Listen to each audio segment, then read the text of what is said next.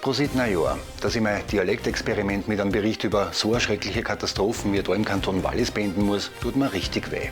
Da ist zum letzten Mal die Zeit im Bild und das sind 3 Themen, über die man in Österreich heute redet. Rund 40 Tote bestätigt die Polizei nach der Brandkatastrophe in Crans-Montana. Interessant dazu die Frage, hat Österreich keine Unterstützung angeboten? Und die Stadtpolizei Baden hat endlich Gewaltfantasien von ihrer Facebook-Seiten gelöscht.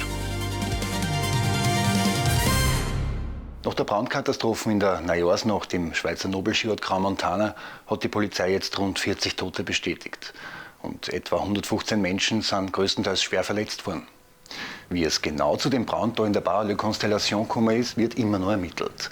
Wenig zur Ursache haben auch bereits interviewte Augenzeugen sagen können. Jedenfalls ist alles sehr, sehr schnell gegangen.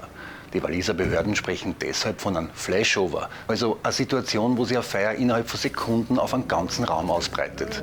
Im Internet verbreitete Mutmaßungen zur Ursache, wie zum Beispiel Wunderkerzen auf Champagnerflaschen, hat die Polizei nicht kommentiert. Über 150 Einsatzkräfte waren am Rettungseinsatz beteiligt, mindestens 40 Rettungswagen und 13 Helikopter waren im Einsatz. 80 Personen hat die Rettung abtransportiert, 35 sind selber ins Spital gefahren und 60 werden derzeit noch im Spital in Sitten behandelt, andere sind nach Lausanne oder gar Zürich gebracht worden.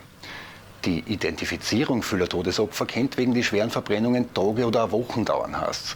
Österreichische Staatsangehörige sind laut Außenministerium nach aktuellem Stand keine unter die Opfer. In einer Medienkonferenz am Abend hat der Schweizer Bundespräsident Guy Parmelin von einer der schlimmsten Tragödien, die es in der Schweiz jemals gegeben hat, gesprochen. Hat Österreich nach der Brandkatastrophe keine Unterstützung angeboten?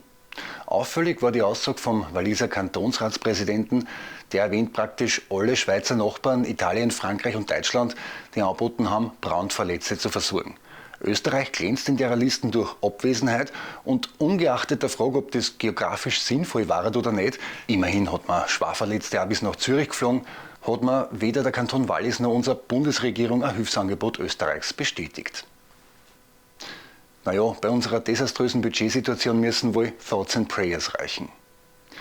Bundespräsident Alexander Van der Bellen hat in seiner Neujahrsansprache im Hinblick auf die veränderte Weltlage zur Entwicklung von Europapatriotismus aufgerufen. Meine Damen und Herren, wir brauchen Einheit, wir brauchen Selbstbewusstsein, wir brauchen Streitbarkeit. Unser Europa ist ein Ort, um den uns viele, sehr viele Menschen beneiden. Die halbe Welt, würde ich sagen. Lassen wir uns dieses Europa nicht schlecht reden. Die Stadtpolizei Baden hat nach der Berichterstattung der Zeit im Bild Benutzerkommentare mit Gewalt- und Tötungsfantasien von ihrer FB-Seiten entfernt. Bis zu einer Anfrage der Zeit im Bild und auch darüber hinaus sind derartige Kommentare zunächst offenbar geduldet worden. Ob die Stadtgemeinde Baden nach der Geschichte ihren Umgang mit Social Media anders aufstellt, weiß man nicht. Die Bürgermeisterin hat sich bis heute nicht zur Sache äußern wollen. Jedenfalls wünsche ich der Stadtpolizei Baden und allen Blaulichtorganisationen ein erfolgreiches nächstes Jahr. Gut, dass wir euch haben. So, und jetzt, nach einem Monat, ist aus und vorbei mit meinem Projekt Zeit im Bild. Ich habe viel gelernt zur Frage, ob und wie Dialekt mit einem Nachrichtenformat zusammengeht. Ich habe auch viel ausprobieren können, zum Beispiel wie viel Schmäh so ein Format vertragt.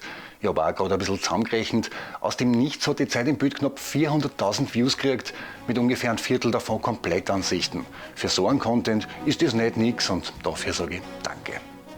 Und wie es nach der Zeit im Bild weitergeht, verrate ich euch nach dem Wochenende genau an der Stelle. Ich wünsche euch ein gutes und gesundes Jahr 2026. Jetzt darf ich erst noch mal ein bisschen saufen.